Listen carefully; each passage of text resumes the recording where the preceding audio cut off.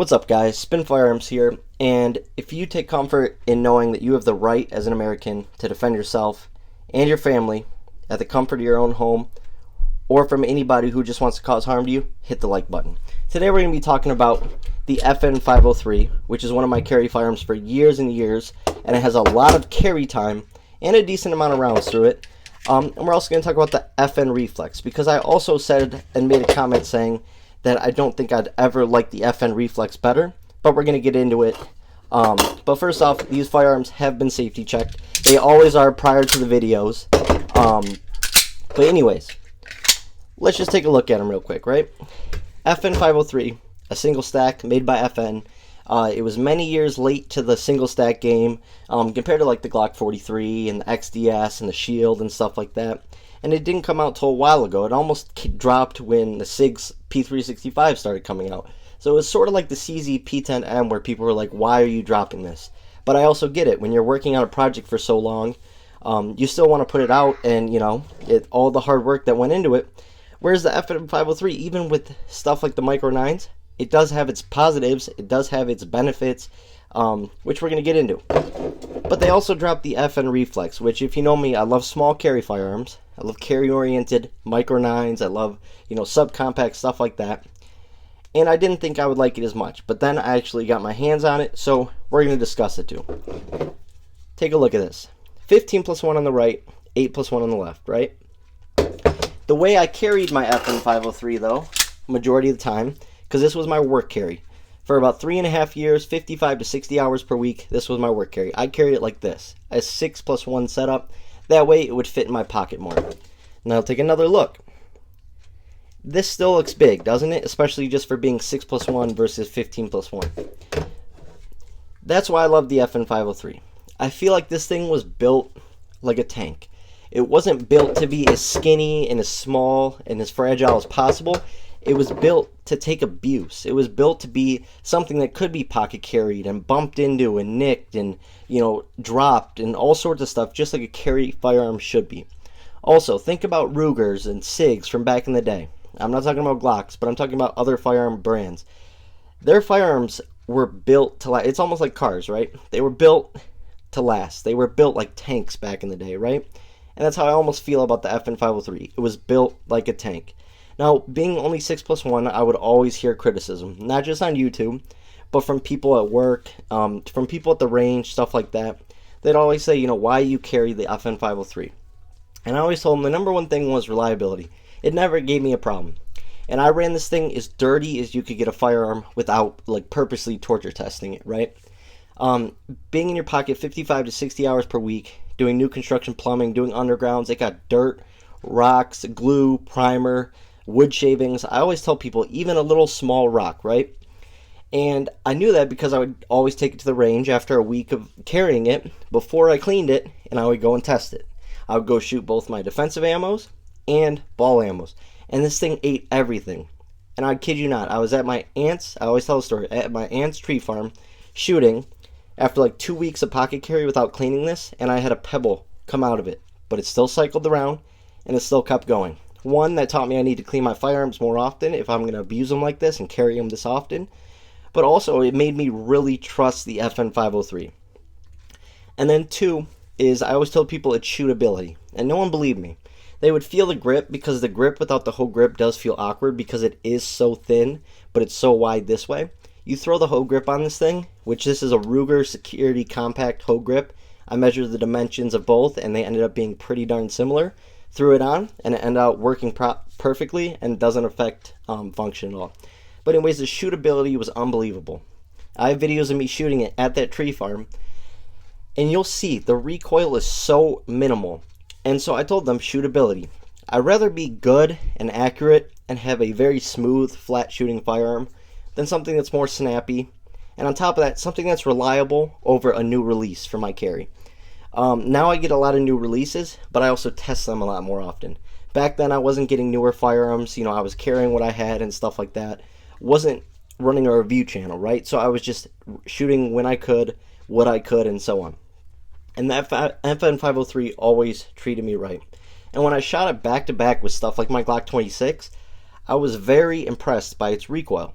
And 6+1, 7 rounds, in my opinion, especially if you're going to work, which tends to be a safe place. I mean, you can argue transitional spaces, driving to and from work, you need more rounds, but that's what the 8-round magazine is for. But 6+1, 7 rounds in a safe area at work tends to be plenty, right? If that's how I judge stuff. I judge stuff if I'm going to a safer area, where I'm going, how many people are going to be there, what the community's like, all sorts of stuff. But it just never gave me issues, and it was a super flat shooter. So that was my pocket carry. Also, it was very small, not the lightest single stack though, and that's part of the reason that it shot so well. This is a heavier single stack. On top of that, the overall size of the slide and frame in this dimension is bigger than all the Micro 9s, and that just adds weight. But that weight really adds up to managing recoil well. So when you get into something like the FN Reflex, you definitely start to realize the differences, right? Check out the frame and slide size differences, right? But when you feel them, you can really feel the weight difference, especially for the size. And now the FN 503 has a good metal trigger, but it's nothing like the FN Reflex. It's light, but it's long, and it has a very long reset, which for pocket carry I was fine with, but the long reset, was sort of iffy for me. I finally got my hands on the FN Reflex after being a FN 503 fanboy. And now what I will say is, the FN 503, I will always love this firearm. It was like a great carry option for many years of my life when that's what I had. So it'll always have its place. But the FN Reflex is just overall a better firearm, right? And that's exactly what FN wanted to do. The FN 503 got a ton of criticism, a lot of negative reviews, and didn't sell at all. The FN Reflex, they had to knock it out of the park, and that's what they did. I have very little criticisms about this firearm. Now, what I will say is the finish on the FDE, be aware, if you are carrying every single day, practicing your draws, stuff like that, this finish is going to fade really quick. It's already starting to wear a little bit, and I don't have the best holster right now. I'm actually waiting for my Blacksmith Tactical holster for it, but it's not just the holster that's wearing it off. It is the overall finish is just a little cheap. Also, the finish on the barrel is a little cheap. I feel like the FN 503 finish and barrel are what made it so amazing for pocket carry. Now, stuff like the FN Reflex, I would never pocket carry. It just feels like a more fragile firearm. But appendix carry, I'm going this all day long. Main carry, I'm going the FN Reflex all day long.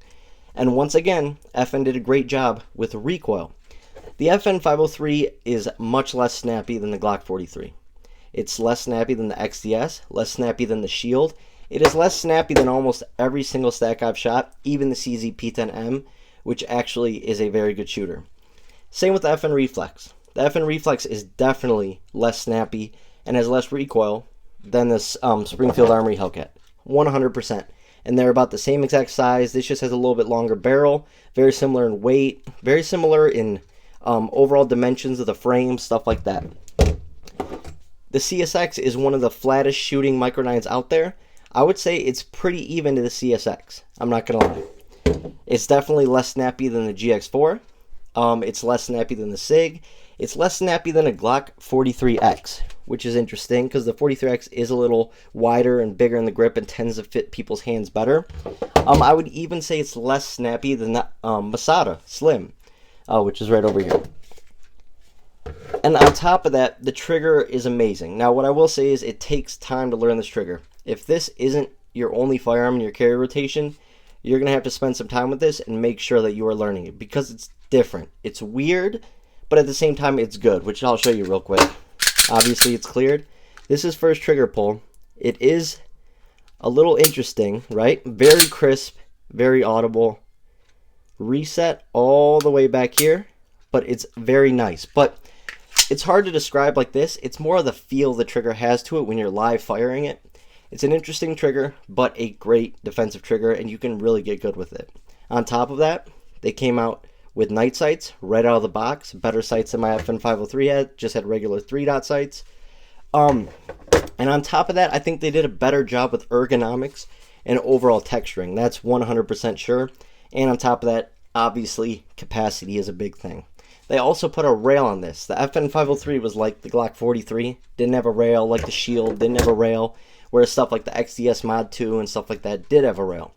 So I would say the FN Reflex is probably one of the best shooting micro 9s out there.